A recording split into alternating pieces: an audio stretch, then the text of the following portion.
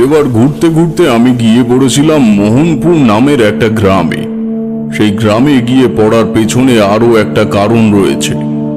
সেই গ্রামের শ্মশানে নাকি এক সাধক বেশ কিছুদিন ধরে রয়েছে, এমন একটা খবর পেয়েছিলাম। সেই খবর পেয়েই সেখানে যাওয়ার জন্য মন কেমন চঞ্চল হয়ে উঠেছিল। তোমরা জানো, সাধু সন্ত পেলে আমি বেরিয়ে পড়ি। তাদের সাথে থেকে তাদের কাছে অনেক কিছু জানার প্রবল ইচ্ছে আমায় বারবার আকর্ষণ করে। তেমনই ইচ্ছে হওয়ায় আমি মোহনপুর গ্রামের শ্মশানে উদ্দেশ্যে বেরিয়ে পড়লাম। কিন্তু শ্মশানে গিয়ে দেখি সেই সাধক আর সেখানে নেই, সেখান থেকে চলে গেছে। তাই নিরুপায় হয়ে একরকম মনক্ষুণ্ণ হয়ে সেখান থেকে মোহনপুর গ্রামে গিয়ে ঢুকলাম। জল তেষ্টায় ক্লান্ত হয়েছিলাম বলে গ্রামের একটা বাড়িতে জল খাওয়ার জন্য গিয়ে উপস্থিত হলাম। তার ঘরের দরজার কাছে দাঁড়িয়ে বললাম, বাড়িতে কেউ আছো? একটু জল খাওয়াতে পারবে? আমি পথিক, জলের জন্য কষ্ট পাচ্ছি। ঘরের ভেতর থেকে একজন উত্তর দিল, দাঁড়ান, এক্ষুনি আনছি। জল নিয়ে এসে সে আমার হাতে দিতে যাবে, এমন সময় সে থমকে গেল। আমি তার মুখের দিকে ভালো করে তাকাতেই দেখলাম সে যে দৃষ্টিতে আমার দিকে তাকিয়ে আছে তাকে ভয় আর রাগ দুটোই বলা চলে। আমি তার অবাক মুখের দিকে তাকিয়ে তার হাত থেকে জলের গ্লাসটা নিতে যেতেই সে সেই গ্লাসটা মাটিতে ছুঁড়ে ফেলে দিল। এমন একটা ঘটনায় আমি অবাক হয়ে গেলাম। সে তখনই বলে উঠল, আমাদের এত বড় ক্ষতি করে দিয়ে যাওয়ার পরেও আপনার স্বাদ মেটেনি, আবার আবার এসেছেন আমাদের বাড়িতে? তার কথা শুনে আমি কিন্তু বেশ অবাক হলাম, কারণ এই বাড়িতে তো দূর, এই গ্রামে আমি এর আগে কখনো আসিনি। তাই একটু অবাক গলাতেই বললাম, এইসব কি বলছো বলো তো? আমি তোমার বাড়িতে জীবনে কখনো আসিনি, এই গ্রামেই আমি কখনো পা রাখিনি। আবার মিথ্যে কথাও বলছেন। এই 7 দিনের মধ্যে আপনার গায়ের রং এতটা ফর্সা হয়ে গেল কি করে? আর মাথার চুল এত ছোট করলেন কিভাবে?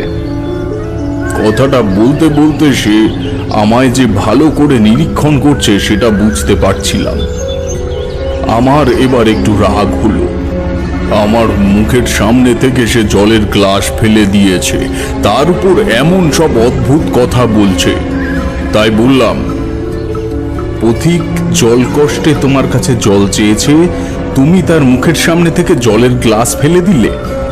তা তোমার এতে যাতে কোনো ক্ষতি না হয় তার প্রার্থনা আমি মধুসুন্দরী দেবীর কাছে করব। তবে ভবিষ্যতে কখনো এমন কাজ করো না, এতে তোমারই পাপ বাড়বে। চললাম আমি। কথাটা বলে পিছু ফিরে কয়েক পা হেঁটে এসেছি, হঠাৎ পেছন থেকে সে ডেকে বলল, দাঁড়ান দাঁড়ান দাঁড়ান দাঁড়ান ঠাকুরমশাই, সত্যি করে বলুন তো, আপনি কে? আপনি কি সে নন? আমি একটা ব্যাপার বুঝতে পেরেছিলাম, সে বোধহয় আমার সাথে অন্য কাউকে গুলিয়ে ফেলেছে। তাই মনের জমতে থাকা রাগ আর খারাপ লাগা টুকুকে সামান্য দমিয়ে রেখে তার দিকে ঘুরে বললাম, সত্যি বলছি, আমি তোমাদের গ্রামে এর আগে কখনো আসিনি, তোমার সাথে আমার কোনোদিনও দেখাই হয়নি।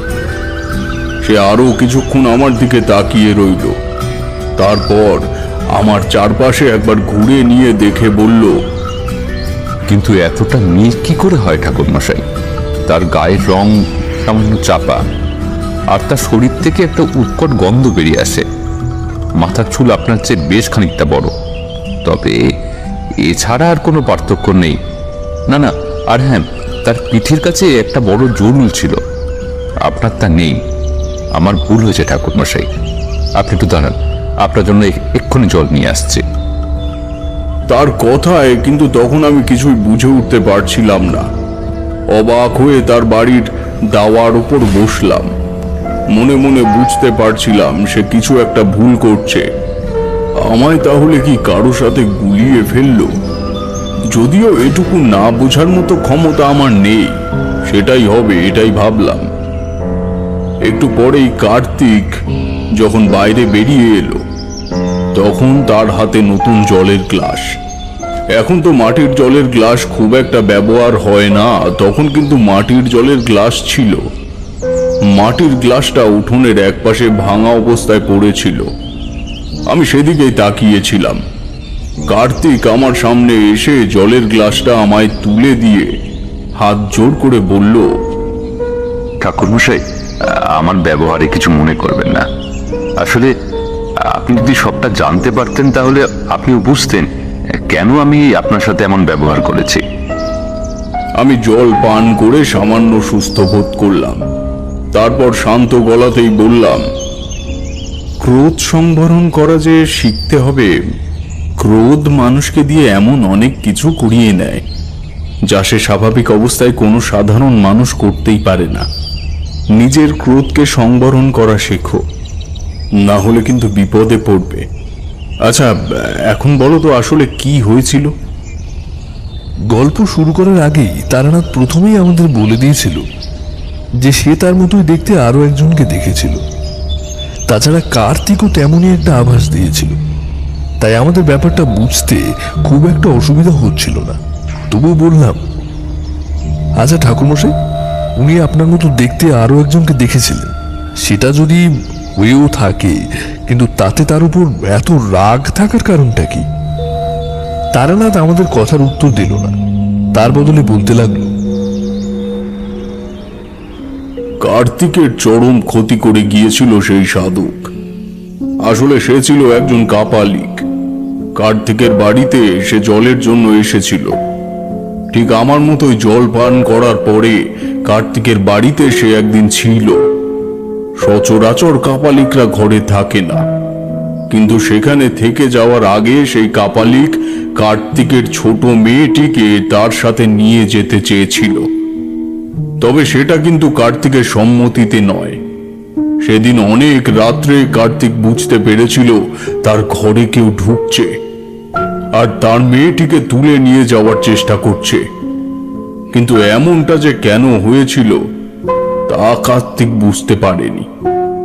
তার ঘুম ভেঙে যাওয়ায় ধড়মড় করে উঠে সে দেখতে পায় তার মেয়েটিকে নিয়ে সেই কাপালিক চুপি চুপি বেরিয়ে যাচ্ছে। সেটা দেখেই তার মাথায় আগুন জ্বলে ওঠে। তাড়াতাড়ি সে এগিয়ে গিয়ে কাপালিকের কাছ থেকে মেয়েকে ছিনিয়ে নেয়। কাপালিক যখন তার উপর রেগে তাকে বলেছিল ওই মেয়েটিকে বলি দিতে পারলে তার সাধনা সিদ্ধ হবে, তাই সে কার্তিকের কাছে ওই মেয়েটিকে চেয়েছিল। তার বদলে সে কার্তিক যা চাইবে তাকে তাই দেবে। কিন্তু কার্তিক কিছুই চায়নি। কেই বা চায় নিজের মেয়েকে ওরকম একটা পাষণ্ড কাপালিকের কাছে নিজের হাতে তুলে দিতে, যে মেয়েকে কাপালিক আবার বলি দেবে বলে চেয়ে নিয়ে যাচ্ছে। এই নিয়ে কার্তিক আর কাপালিকের সাথে সামান্য কথা কাটাকাটি হয়। তারপর কাপালিক চলে যাওয়ার সময় বলেছিল, যে মেয়েকে বাঁচাতে তুই আমার সাথে দুর্ব্যবহার করলি, সেই মেয়েকে তুই বাঁচাতে পারবি না। মাত্র 3 দিনের মধ্যে তোর মেয়ে মারা যাবে। কার্তিক ভয়ে মেয়েকে বুকের মধ্যে শক্ত করে জড়িয়ে ধরেছিল। কাপালিক রাগী দৃষ্টি তাদের দিকে নিক্ষেপ করে সেখান থেকে চলে গিয়েছিল। কিন্তু তার মাত্র 3 দিনের মাথায় সাপের কামড়ে মেয়েটি মারা যায়। বাড়ির মধ্যে সাপ আসাটা অস্বাভাবিক কিছু নয়, কিন্তু ঘরের মধ্যে সেই সাপ ঘুমন্ত মেয়েটিকে কেটেছিল। আর সেই কারণেই কার্তিকের সেই কাপালিকের উপরে রাগ হয়েছে। সে আমায় প্রথম দেখে সেই কাপালিক ভেবেই আমার সাথে এমন খারাপ ব্যবহার করেছিল। সমস্ত কথা বলতে বলতে কার্তিক কেঁদে ফেলেছিল। তার চোখের কোল বেয়ে জল নেমে আসতে লাগলো। কার্তিকের স্ত্রীও দরজার একপাশে দাঁড়িয়ে শাড়ির আঁচলে মুখ লুকোলো। কথা শেষ করে কার্তিক বলল, ঠাকুরমশাই, মারা যাওয়ার আগে মেয়েটা রাতের বেলা 2 দিন ভয় পেয়ে উঠেছিল। বারবার বলতো তার মনে হয় ঘরের কোণে কেউ যেন হেঁটে বেড়াচ্ছে। আমার বউ মেয়েকে নিয়ে পাশের ঘরে ঘুমোয়, আমি ঘুমোই এই ঘরে। রাতে উঠে মেয়েকে অতি কষ্টে শান্ত করতাম। হায় ঠাকুরমশাই, কিন্তু তখন কি আর জানতাম এমনটা ঘটে যাবে। এখন আমাদের মনে হয় রাতের বেলা যেন ঘরের ভেতর কেউ হাঁটে। কিন্তু বন্ধ ঘরের ভেতর কি আসবে বলুন তো ঠাকুরমশাই? আমি তার কথা শুনে চমকে উঠেছিলাম। এসব কাপালিকদের ক্ষতি করার ক্ষমতা প্রবল। সে যদি কার্তিকের মেয়েকে এভাবে মারতে পারে, তাহলে কার্তিক ও কার্তিকের বউয়েরও বিপদ রয়েছে। আমি তাই একটু ভেবে নিয়ে বললাম, আচ্ছা কার্তিক, আমারও মনে হয় সে কাপালিক তোমাদের এত সহজে ছেড়ে দেবে না। শুধু তোমার মেয়ে নয়, তোমাদেরও ক্ষতি করার চেষ্টা করবে সে। আপনিও তো সাধক ঠাকুরমশাই, আপনি পারেন না আমাদের এই বিপদ থেকে রক্ষা করতে? আমার মেয়েটা তো গেল, এবার আমার আর আমার বউয়ের যদি কিছু হয় তাহলে ঠাকুরমশাই। দেখো কার্তিক, আমার ক্ষমতা অতি সামান্য। সেই কাপালিক যদি তোমার কোনো ক্ষতি করার চেষ্টা করে তাহলে আমি তাকে আটকানোর চেষ্টা করতে পারি, কিন্তু পুরোপুরিভাবে সফল হব কিনা জানি না। তবে তোমাদের এই বিপদে ফেলে আমি এখান থেকে চলে যাব না, আমি এখানেই থাকব। আচ্ছা, সেই তান্ত্রিক যাওয়ার সময় তোমাদের কিছু দিয়ে গিয়েছিল, বা তোমাদের বাড়িতে কিছু রেখে গিয়েছিল কি? এমন কিছু কি তোমাদের মনে আছে? না ঠাকুরমশাই, তেমন কিছু তো মনে পড়ে না। তবে আমাদের অজান্তে বাড়ির মধ্যে যদি কিছু রেখে দিয়ে যায়, তাহলে সে ব্যাপারে তো আমি কিছু জানি না। কার্তিকের কথায় আমি উঠে দাঁড়ালাম। বাড়ির চারপাশটা ভালো করে খুঁজে দেখলাম, কিন্তু কোথায় কিছুই পাওয়া গেল না। একসময় অধৈর্য হয়ে বললাম, আজ রাতটা আমি তোমাদের বাড়িতেই থাকব। তারপর দেখব রাতের বেলা তোমার বাড়িতে কে প্রবেশ করে। তবে আমি এখন একটু বেরোবো, চিন্তা করো না, আমি সন্ধ্যা হওয়ার আগেই ফিরে আসব। কার্তিক আমার কাছে জানতে চাইল আমি কোথায় যাব, কিন্তু তার কিছুই আমি কার্তিককে খুলে বললাম না। তাকে শান্ত করে তার বাড়ি থেকে বেরিয়ে গ্রামের মধ্যে এদিক ওদিক ঘুরতে লাগলাম। কার্তিকের ক্ষতি করার জন্য সেই কাপালিককে অন্তত আশেপাশে কোথাও থাকতে হবে। আর একটা ব্যাপার হতে পারে, সেই কাপালিক কার্তিকের বাড়িতে এমন কিছু একটা রেখে গেছে যার মাধ্যমে অশুভ শক্তি কার্যকর হচ্ছে ও ক্ষতি করার চেষ্টা করছে। কিন্তু এই দুটো কারণের একটাও সন্দেহজনক কিছু, কিন্তু সেদিন আমি কিছু খুঁজে পেলাম না। গ্রামের শ্মশানে আমি নিজেই ছিলাম। তাছাড়া গ্রামের মধ্যে আরো যে কটা ফাঁকা জায়গা, পরিত্যক্ত স্থান রয়েছে, সেখানে খুঁজেও কাউকে দেখতে পেলাম না।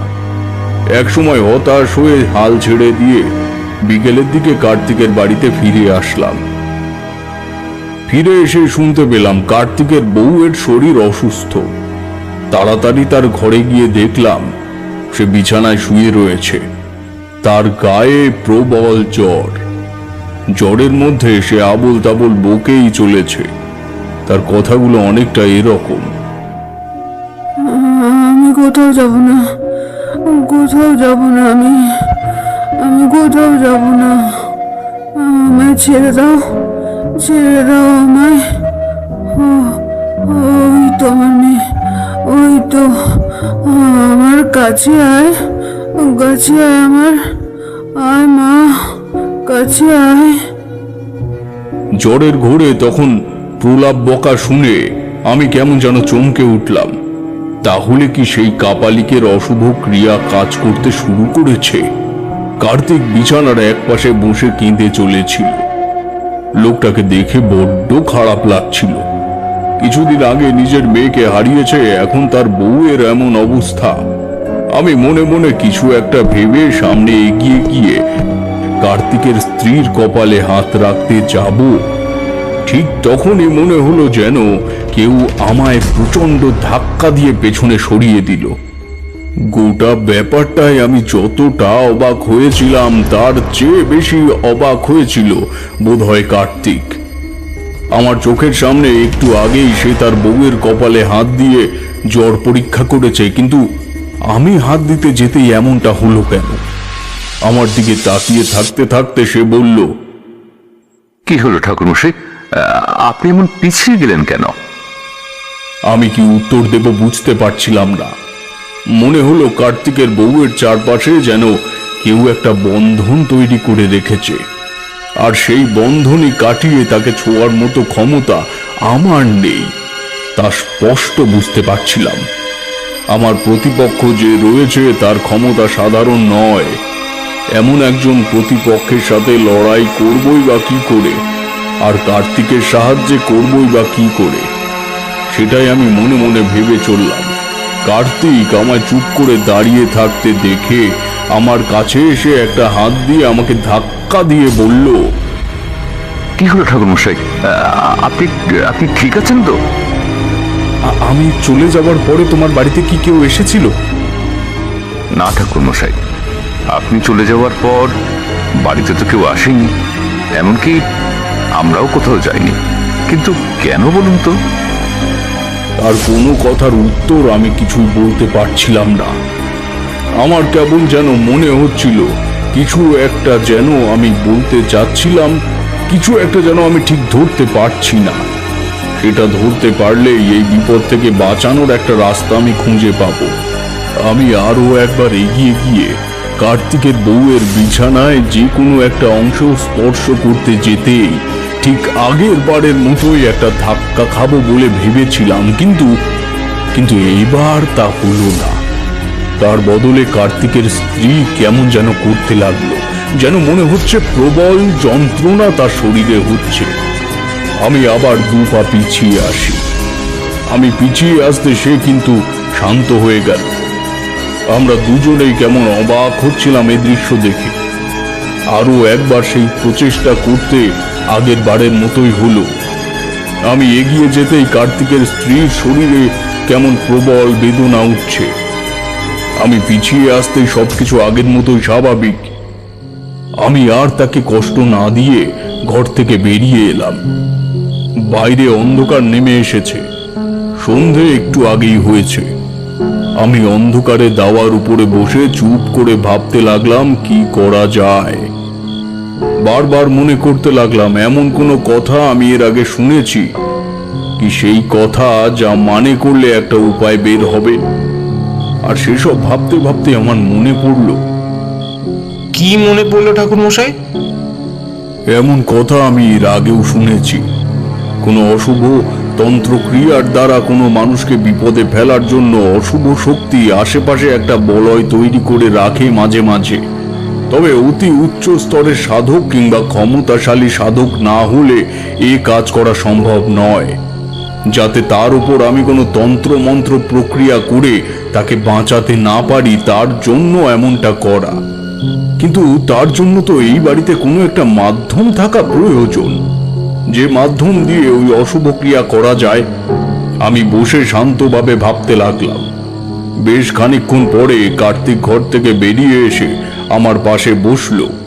তারপর বলল, ঠাকুরমশাই এখন বউ সুস্থ রয়েছে, ঘুমোচ্ছে, কিন্তু ঠাকুরমশাই কোনো বিপদ হবে না তো? আমি তাকে বলতে পারলাম না যে আসলে তোমার বউ ঘুমোচ্ছে না। তার আশেপাশে ধীরে ধীরে অশুভ কালো ছায়া নেমে আসছে। সে মৃত্যুর দিকে আস্তে আস্তে এগিয়ে যাচ্ছে, কিন্তু এখান থেকে তাকে বার করার জন্য একটা কিছু প্রয়োজন। ঠাকুরমশাই, ঠাকুরমশাই আমার বউ বাঁচবে তো? আমার বউ বাঁচবে তো ঠাকুরমশাই? তার কথার কোনো উত্তর আমি দিতে পারলাম না। অন্ধকারে উঠোনের মধ্যে নেমে এলে তারপর কার্তিককে একটা হ্যারিকেন আনতে বলে ভালো করে চারপাশটা খুঁজে দেখতে লাগলাম। কার্তিকের বাড়ির উঠোনে বেশ কয়েকটা গাছ ছিল। একটা আম গাছের কাছে এসে দাঁড়াতে হঠাৎ করে গোটা শরীরটা কেমন যেন কেঁপে উঠল। দিনের বেলা এখানে এসে দাঁড়িয়েছি, কিন্তু তেমন তো কিছু হয়নি। তাহলে এখন এমনটা হলো কেন? তার মানে কি রাতের অন্ধকারে সেই অশুভ শক্তির ক্ষমতা বৃদ্ধি পায় বলে আমার এমনটা মনে হচ্ছে? তাই মনে হচ্ছে ভেবে খুঁজে বেরালাম। আম গাছের পেছনের দিকে এগিয়ে গেছি, হঠাৎ করে কেমন একটা অদ্ভুত গন্ধ আমার নাকে এসে লাগলো। ঠিক শ্মশানে পোড়া চিতার কাঠ থেকে যেমন গন্ধ বেরিয়ে আসে তেমনই গন্ধ। আর ব্যাপারটা মনে হতেই তাড়াতাড়ি কার্তিককে বললাম, কার্তিক, আশেপাশে খুঁজে দেখো তো কোথাও কোনো পোড়া কাঠ রয়েছে কিনা। কথাটা তাকে বলতে বলতেই আমি মনে মনে স্পষ্ট বুঝতে পেরেছিলাম ওই শ্মশানের পোড়া কাঠ আসলে কার্তিকের পারিবারিক জীবনে এমন বিপদ নামিয়ে এনেছে। কার্তিক অন্ধকারে আমার মুখ দেখে বোধহয় কিছু একটা আন্দাজ করতে পেরেছিল, তাই দুজন মিলে ভালোভাবে খুঁজে দেখার চেষ্টা করলাম। গোটা উঠোনের মধ্যে খুঁজে চলেছি, ঠিক সেই সময় অন্ধকারে বাইরে থেকে কারো একটা হাসির শব্দ ভেসে এলো। এখানে একটা কথা বলে রাখা ভালো, আসলে ঘরটা গ্রামের একদম শেষের দিকে শ্মশানের কাছে। আমি তাই শ্মশান থেকে বেরিয়ে তার বাড়িতেই প্রথম গিয়েছিলাম। এখন সেই হাসিটা যে শ্মশানের দিক থেকে ভেসে আসছে তা স্পষ্ট বোঝা যায়। হাসিটা শুনতে পেয়ে কিন্তু কার্তিক কেমন যেন ভয় পেয়ে গেল। কাঁপা কাঁপা গলায় বলল, ঠাকুরমশাই, ঠাকুরমশাই, ও কে হাসছে? ওভাবে কে হাসছে ঠাকুরমশাই? ওভাবে কে হাসছে? আমি বুঝতে পারছিলাম কার্তিক ভয় পাচ্ছে, কিন্তু এখন ভয় পাওয়ার মতো সময় নয়। এখন মনোযোগ রাখতে হবে, শক্ত হয়ে কাজ করতে হবে। তাই বললাম, ওদিকে কান দিও না কার্তিক, তুমি খোঁজো খোঁজো, আমাদেরকে বিভ্রান্ত করার চেষ্টা করছে। তাড়াতাড়ি খোঁজো না, না হলে তোমার স্ত্রীর বিপদ ঘটবে। তাড়াতাড়ি কার্তিক। কার্তিক তখনও ভয় পেয়ে চলেছে দেখে তার বউয়ের কাছে গিয়ে বসতে বললাম। সে তাড়াতাড়ি তার বউয়ের কাছে চলে গেল। আমি ঠিক তখনই আম গাছের একটা কোটরের মধ্যে হঠাৎ করেই দেখতে পেলাম শ্মশানের একটা পোড়া কাঠ রাখা। সেটা দেখতে পেয়ে সেটার দিকে হাত বাড়িয়ে ধরতে যাব, ঠিক তখনই সেই তখনের মতোই হলো, যেন আমি একটা ধাক্কায় পেছনে গিয়ে ছিটকে পড়লাম। আর তার সাথে সাথে এবার দেখতে পেলাম অন্ধকারে কার্তিকের বাড়ির বাইরের রাস্তার উপরে কে যেন দাঁড়িয়ে আছে, আর হাসিটা তার দিক থেকেই ভেসে আসছে। সেটা বুঝতে পারার সাথে সাথে আমার সেই তীব্র অনুভূতিটা হলো।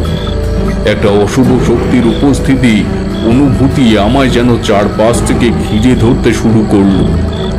আমি অতি কষ্টে মধুসুন্দরী দেবীর নাম স্মরণ করে আবার সেই গাছের কোটরের দিকে হাত বাড়ালাম। সে এক অদ্ভুত ব্যাপার, আমি অনেক চেষ্টা করছি সেই কোটরের মধ্যে হাত ঢুকিয়ে কাঠ বার করে আনতে, কিন্তু কিছুতেই পারছি না। যেন প্রবল একটা বাধা আমার সামনে রয়েছে। মধুসুন্দরী দেবীর কথা মনে মনে ভাবতে ভাবতে চোখ বন্ধ করে একটা গুপ্ত মন্ত্র উচ্চারণ করতে শুরু করলাম। আর ঠিক তখনই বুঝতে পারলাম আমার সামনের বাধা আস্তে আস্তে কাটতে শুরু করেছে। দূর থেকে ভেসে আসা সেই হাসিটা তখন বন্ধ হয়ে গেছে। তার বদলে ভেসে আসছে একটা জান্তব গর্জন, যেন কেউ প্রবল ক্রোধে গর্জন করে চলেছে। আমি সেই কাঠটা বার করে নিয়ে ছুঁড়ে মারলাম সেই ছায়ামূর্তির দিকে। ঠিক তখনই গম্ভীর গলায় কর্কশ ভাবে কেউ বলে উঠল, এত বড় ক্ষমতা তোর, আমার শিকারকে বাঁচিয়ে নিয়ে যাস? ওদের আমি মারবই, আর তার আগে তোকে মারবো। আমি তৎক্ষণাৎ মনের মধ্যে সমস্ত সাহস জড়ো করে আস্তে আস্তে এগিয়ে গিয়েছিলাম কার্তিকের বাড়ির উঠোন পেরিয়ে রাস্তার কাছে। তখনই শুনতে পেলাম সেই কাপালি কোনো একটা গুপ্ত মন্ত্র উচ্চারণ করছে, আর তার সাথে সাথে এই যে কি হলো কিছুই বুঝতে পারলাম না। দেখতে পেলাম চারপাশটা কেমন যেন অন্ধকার হয়ে আসছে। তারানাথ থামতে আমরা অবাক হয়ে তার দিকে তাকিয়ে রইলাম। কিশোরী উত্তেজনা চাপতে না পেরে বলে উঠল, তারপর কি হলো ঠাকুরমশাই? মানে আপনি তো বলছেন এই কাপালিক আপনার থেকেও বেশি শক্তিধর ছিল, মানে আপনি কি তাকে হারাতে পারলেন? আমি কিন্তু কিছুই বললাম না, কারণ বুঝতে পারছিলাম তারানাথ আরো কিছু বলার জন্য অপেক্ষা করছিল। তাই চুপ করে রইলাম।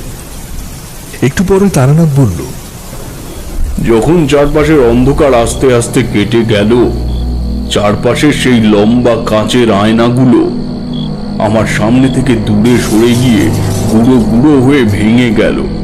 ঠিক তখনই দেখতে পেলাম আমি এসে দাঁড়িয়েছি গ্রামের শ্মশানে।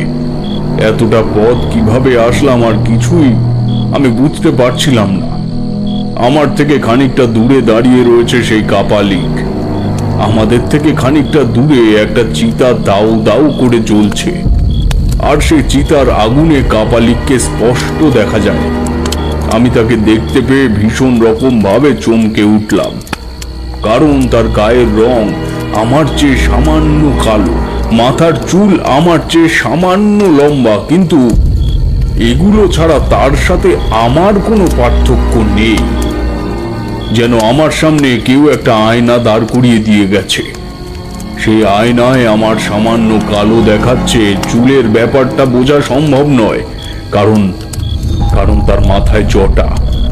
আমি অবাক হয়ে তার দিকে তাকিয়ে রয়েছি। সে আমার দিকে তাকিয়ে হেসে বলল, তোর জন্যই তো অপেক্ষা করছি আমি, তোর জন্য। কেন কেন আমার জন্য অপেক্ষা করছো কেন? দেখতে পাচ্ছিস না, তোকে আমার মতোই দেখতে। সেটা তো হতে দেওয়া সম্ভব নয়। আজ এখানেই তোর শেষ দিন। এখান থেকে তুই আর বেঁচে ফিরতে পারবি না। তার কথা শুনে কেমন জানি চমকে উঠলাম। আশেপাশে অন্ধকার, আর সেই চিতা ছাড়া আর কিছুই নেই। সেই কাপালিক তখনও হেসে চলেছে, আর তার সাথে বিড় করে কি যেন মন্ত্র পড়ে চলেছে। আমি বুঝতে পারছিলাম আমার আশেপাশে একটা বন্ধনী গড়ে উঠছে। আমি প্রবল চেষ্টা করেও সেখান থেকে এক পা সরাতে পারলাম না। সেই কাপালিক আরো একবার হাসতে হাসতে বলে উঠল, তবে তোকে মারতে একটু খারাপ লাগবে। যতই হোক, তোকে দেখতে আমার মতো। আসলে গোটা দুনিয়ায় আমার মতো দেখতে আরো মোট 6 জন লোক রয়েছে, জানিস? তবে তাদের সবার সাথে আমার দেখা হয়ে গেছে। শুধু তোর সাথে দেখা হওয়াটাই বাকি ছিল। এখন সেটাও হয়ে গেল। কিন্তু তুই যদি ওদের সাহায্য না করতে যেতিস, তাহলে হয়তো আমি তোকে কিছুই করতাম না। তুমি ওদের ক্ষতি করতে চাইছো কেন? ওদের মেয়েকে তুমি মেরেছো, এখন কার্তিকের স্ত্রীকেও মারতে চাইছো কেন? কাপালিক যেন গর্জে উঠল, তারপর বলল, আমি ওই মেয়েটিকে চেয়েছিলাম। মেয়েটি সুলক্ষণ যুক্ত ছিল। ওর বলি দিতে পারলেই আমার সাধনা সিদ্ধ হতো। ওই মেয়েকে বলি দিতে পারলে 11টা বলির সমান বলি হবে। কিন্তু ও শুনল না আমার কথা। ওকে আমি তার জন্য সমস্ত কিছু দিতে পারতাম, কিন্তু না। তার কথায় আমি কেমন যেন চমকে উঠলাম। এত নৃশংস হতে পারে মানুষ? একটি বাচ্চা মেয়েকে বলির জন্য চেয়েছে, আর তা দেয়নি বলে তাদের ক্ষতি করতে চাইছে। তাই একটু জোরের সাথেই বলে উঠলাম, এতটা নৃশংস মানুষ হয় কি করে? একটা বাচ্চা মেয়েকে বলির জন্য চাইছো, তোমার লজ্জা করে না? লজ্জা? লজ্জা করবো কেন রে? মায়ের কাছে বলি দেওয়ার জন্য চাওয়াটা কি অপরাধ? অপরাধ নয়। তুই এসব বুঝবি না। শুধু লাল রঙের কাপড় পরে রুদ্রাক্ষের মালা জড়িয়ে ধরলেই সাধক হওয়া যায় না রে। সাধক হওয়ার জন্য নরবলি দিতে হয়, ক্ষমতা অর্জন করতে হয়। ক্ষমতা, এই দেখ আমার ক্ষমতা। কথাটা বলেই সে কাপালিক এক মুঠো ধুলো তুলে নিয়ে গুপ্ত মন্ত্র পড়ে আমার দিকে ছুঁড়ে দিতে আমি দেখতে পেলাম আমার চারপাশে গোল করে আগুনের বলয় তৈরি হলো। সেই আগুনের তাপ আমার মুখে পর্যন্ত এসে লাগতে শুরু করলো। সেই কাপালিক হাসতে হাসতে বলল, চাইলেই আমি এক্ষুনি তোকে এই আগুনে পুড়িয়ে মারতে পারি, কিন্তু আমি তা করবো না। তোকে আমার মতন দেখতে, তোর ক্ষতি আমি করতে চাই না। তাই তুই চলে যা। তোকে আমি ছেড়ে দিচ্ছি। তুই এখান থেকে চলে যা। ওদের কোনো সাহায্য করার চেষ্টা তুই করবি না। আগুন তখন আস্তে আস্তে বাড়তে শুরু করেছে, যেন মনে হচ্ছিল এক্ষুনি আমি পড়ে যাব। কাপালিক আরো একবার বলল, কথা দে আমায়, তুই এখান থেকে চলে যাবি। তাহলে তোকে এক্ষুনি ছেড়ে দেবো, আর নইলে। তার কথা শেষ হওয়ার আগেই আমি বলে উঠলাম, না, আমি ওদের সাহায্য না করে এখান থেকে যাব না। আমার দীক্ষাগুরু আমায় বলেছিলেন, মানুষের সাহায্য করার জন্যই তন্ত্র, মানুষের ক্ষতি করার জন্য নয়। তুমি চাইলে আমার ক্ষতি করতে পারো, কিন্তু আমি বেঁচে থাকতে ওদের ছেড়ে এখান থেকে যাব না। কাপালিক হঠাৎ করে উঠে দাঁড়িয়ে আর এক মুঠো ধুলো আমার দিকে ছুঁড়ে দিয়ে বলল, তাহলে মর তুই। আমি দেখতে পেলাম আমার চারপাশের আগুনটা যেন আরো বাড়তে শুরু করেছে। এক্ষুনি সেই আগুন আমায় ঝলসে দেবে, আমি এখান থেকে আর বেঁচে ফিরতে পারবো না। সেই কাপালিকের অট্ট হাসিতে চারপাশটা ভরে উঠতে লাগলো, আর কালো কালো কত ছায়া মূর্তি যেন আমার আশেপাশে এসে ভিড় জমাতে শুরু করলো। আমি মন্ত্রমুগ্ধের মতো সেদিকে দেখে চলেছি। এমন সময় মনের ভেতর কেমন যেন একটা ক্ষীণ আশার আলো দেখতে পেলাম। আমি হঠাৎ করে মনে মনে মধুসুন্দরী দেবীকে স্মরণ করলাম। চোখ বন্ধ করে রইলাম। চোখ বন্ধ করে সেই কাপালিকের হাসির শব্দ ছাড়া আরো খাড়া যেন শ্মশানের আশেপাশে হেসে উঠছে তা বুঝতে পারছিলাম। আমি চোখ বন্ধ করে রইলাম। বুঝতে পারছিলাম আগুন আমায় স্পর্শ করতে শুরু করবে এক্ষুনি। আর ঠিক তখনই কাপালিকের হাসি থেমে গেল। তার হাসি থেমে যেতেই আমি একটা ব্যাপার বুঝতে পারলাম। হঠাৎ করে যেন বৃষ্টি নেমে এসেছে। কোথা থেকে বৃষ্টি নেমে এলো কে জানে, কারণ আকাশে মেঘের চিহ্ন মাত্র এর আগে আমি দেখতে পাইনি।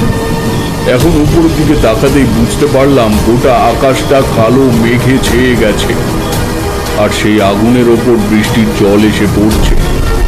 আগুন নিভে গেছে, আর আমার আশেপাশের বলয় যেন ধীরে ধীরে কমে আসতে শুরু করেছে। আমি বুঝতে পারছিলাম আমি নড়াচড়া করার শক্তি ফিরে পাচ্ছি। সেই কাপালিক গর্জে উঠে বলল, কে কে বাঁচাচ্ছে তোকে? কে বাঁচাচ্ছে বল? মানুষের ভালো করার উদ্দেশ্য থাকলে সাহায্য করার জন্য কারো অভাব হবে না। তুমি মানুষের ক্ষতি করছো, তাই তোমারও ক্ষতি হবে। একবার তোমার পেছনের দিকে তাকিয়ে দেখো, দেখো তাকিয়ে। আমি বুঝতে পেরেছিলাম এইখানে মধুসুন্দরী দেবী আমায় সাহায্য করবে। আমি তাকে স্মরণ করেছি, সে আমায় কোনো বিপদ হতে দেবে না। সেই বৃষ্টি নামিয়েছিল, আর তখনই সেই কাপালিকের পেছনে শ্মশানে জ্বলতে থাকা চিতাটার পাশে আমি কালো একটা ছায়া মূর্তিকে দাঁড়িয়ে থাকতে দেখলাম। কাপালিক বোধহয় কিছু একটা বুঝতে পেরেছিল, তাই পেছনের দিকে ঘুরে এক মুঠো ধুলো তুলে নিয়ে সেদিকে ছুঁড়ে মারতে লাগলো, কিন্তু কিছুই হলো না। একটা আগুনের উল্কা বাতাসে দেখা দিয়ে মিলিয়ে গেল। কাপালিক রাগান্বিত ও বিরক্তিকর স্বরে বলল, আমার আমার ক্ষমতা কাজ করছে না। কে কে আছে এখানে? কে? আর তুই তুই বা কে? তোকে সাহায্য করছে কে?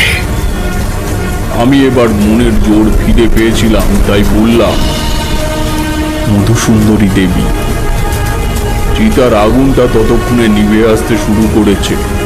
কাপালিক বুঝতে পেরেছিল এভাবে সে আমার কোনো ক্ষতি করতে পারবে না, তাই বলল, আজ তুই বেঁচে গেলি, কিন্তু কোনো না কোনো দিন আমি এর বদলা নেবই নেবই। তোকে সেদিন আর কেউ বাঁচাতে পারবে না। কথাটা বলে অন্ধকারে সেই কাপালিক শ্মশানের মধ্যে কোন দিকে যে চলে গেল তা আমি বুঝতে পারলাম না। বেশ খানিকক্ষণ দাঁড়িয়ে তাকিয়ে থাকার পর বুঝতে পারলাম সেটার এক পাশে এসে দাঁড়ানো সেই ছায়া মূর্তিটা কখন যেন হাওয়ায় মিলিয়ে গেছে। চারপাশটা কেমন একটা শুভ গন্ধে ভরে উঠেছে। আমি আর সময় নষ্ট না করে তাড়াতাড়ি কার্তিকের বাড়িতে ফিরে এলাম।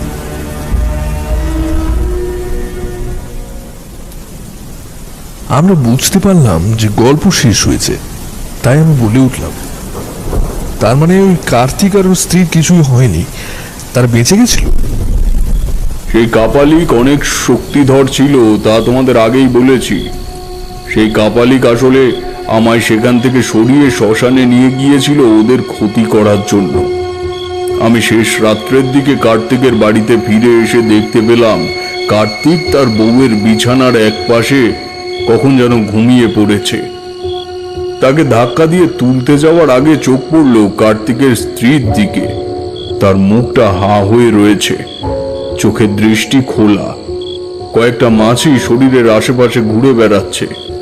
আমি এগিয়ে গিয়ে তার কপালে হাত রাখতেই বুঝতে পারলাম গোটা শরীরটা ঠান্ডা হয়ে আসতে শুরু করেছে। কার্তিকের ঘুম ভাঙতে সে সমস্তটা দেখে আর নিজেকে ধরে রাখতে পারল না। কাঁদতে কাঁদতে আমার পায়ের উপরে পড়ে বলল,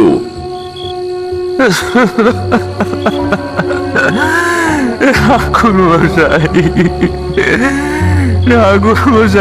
আমার কি হলো? এখন আমি কি দিয়ে থাকবো ঠাকুরমশাই, বলুন তো? এখন আমি কি দিয়ে থাকবো ঠাকুরমশাই?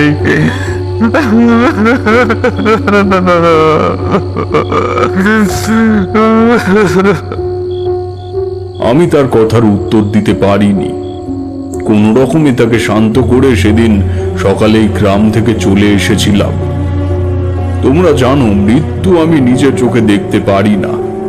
সেই সব আমার কখনোই সহ্য করতে বা দেখতে ভালো লাগে না। তারানাথ থামতে কিশোরী বলে উঠল, তার মানে ঠিক আপনার মতো দেখতে কাপালিকের সাক্ষাৎ পেয়েছিলেন সেদিন? তারানাথ মাথা নাড়িয়ে সম্মতি জানিয়ে বলল, হ্যাঁ, তবে সেই কাপালিক আমায় বলেছিল সে তার আগে আরো 6 জন তারই মতো দেখতে মানুষের দেখা পেয়েছে। অর্থাৎ বুঝতেই পারছো তাহলে তার ক্ষমতা কত প্রবল। আর তার মানে তো আমার মতো আরো 6 জন রয়েছে, আর সেই কাপালিককে নিয়ে হলো 7 জন। এবার বলো, এরপরও আমি কি করে অবিশ্বাস করব যে গোটা দুনিয়ায় আমাদের মতন দেখতে 7 জন করে মানুষ থাকে? কিন্তু ঠাকুরমশাই, তাদের দেখা তো আমরা পাবো, অন্তত একজনের দেখা। আমি যখন অন্তত একজনের দেখা পেয়েছি, তাহলে তোমাদের জীবনেও সেই একজনের দেখা পাওয়ার সম্ভাবনা রয়েই যাচ্ছে। তবে গোটা 7 জনের দেখা পাওয়া বোধহয় সম্ভব নয়। তবে সেই কাপালিক পেয়েছিল তার ক্ষমতার কারণে। তবে তোমাদের কথা আমি বলতে পারবো না।